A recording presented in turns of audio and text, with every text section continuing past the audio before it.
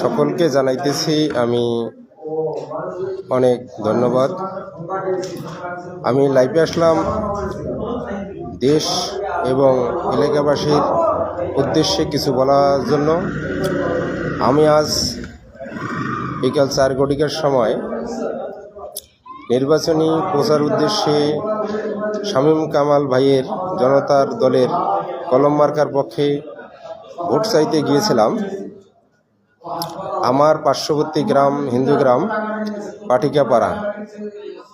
সেখানে আমাকে অতর্কিতভাবে হামলা করে আব্দুর রহমান আমাকে মারধর করে, বলে, বেটা হিন্দু তুই এত তোর সাহস, এই এলাকায় তুই ভোট চাইতে আসিস, তোর জীবনে তোরে শেষ করে দেব। তা আমরা হিন্দু মানুষ, ভোট চাওয়া যাবে না। পরবর্তীতে আমাকে তারা আবারও আবু সাইদ খোকন আরও 2-4 জন আমাকে মারধর করে এবং পরবর্তীতে সেখানে বিজেপি এবং প্রশাসন গিয়ে আমাকে উদ্ধার করে এবং তারা মিথ্যা অভিযোগ সাজিয়ে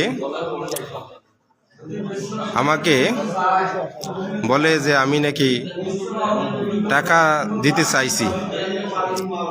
তা আমি ভোট চাইতে গিয়ে টাকা দিতে চাই। তাহলে দেখেন তারা মিথ্যা কিভাবে সাজিয়ে আমাকে মারধর করলো এবং তারা ভোট চায়। যে দেশবাসী আপনারা জানেন যে আমরা সংখ্যালঘু এবং সনাতনীরা, আমরা আমাদের মৌলিক অধিকার ভোট দেওয়া, ভোট চাওয়া, ভোট করা সকলের অধিকার আছে। তা আমরা যদি ভোট চাইতে যাইতে না পারি তাহলে ভোট দিতে কিভাবে যাবেন আপনারা? এই কালীগঞ্জ আদিতমারির যারা সনাতনী আছেন তারা অবশ্যই অবগত হইলেন যে আমি রবীন্দ্রনাথ দলগ্রাম সাবেক চেয়ারম্যান। আমি সংখ্যালঘু হিন্দু বিধায় আমাকে মারধর করা হয়, ভোট চাইতে যাইতে পারবো না। এবং ভোট চাইতে গেলে টাকা দিয়ে ভোট কেনার মিথ্যা অভিযোগ দিতে তারা চেষ্টা করলো এবং এসিল্যান্ডের দ্বারায় 2000 টাকা জরিমানা করলো।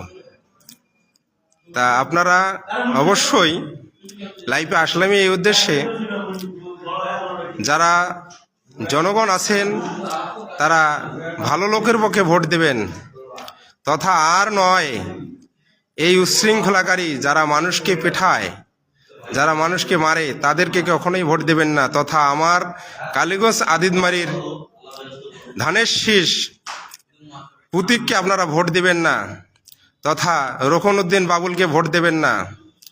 তারা কিসের গরম দেখায় আমাদেরকে? আমি হিন্দু মানুষ, আমি ভোট চাইতে যাইতে পারবো না, ওই এলাকায় যাইতে পারবো না, তারা কিসের গরম দেখায়? রোকনউদ্দিন বাবুলের ধানের শীষের লোকেরা মারধর করে, তারা উচ্ছৃঙ্খলতা দেখায়, তাদেরকে কখনোই আপনারা ভোট দেবেন না। আমি বিশেষ করে সনাতনীদের উদ্দেশ্যে বলছি, এদের বিরুদ্ধে ভোটের আগেই আপনারা রুখে দাঁড়ান। আপনারা কখনোই এনাদেরকে ভোট দেবেন না। এরা আজকে আমাকে যা করেছে আরও করবে, তারা প্রাণ নাশের হুমকি পর্যন্ত দিয়েছে। আপনারা এদের বিরুদ্ধে রুখে দাঁড়ান। আমি আপনাদের সাথে আছি। আমাকে কেউ ভয় দেখিয়ে কোনো লাভ হবে না।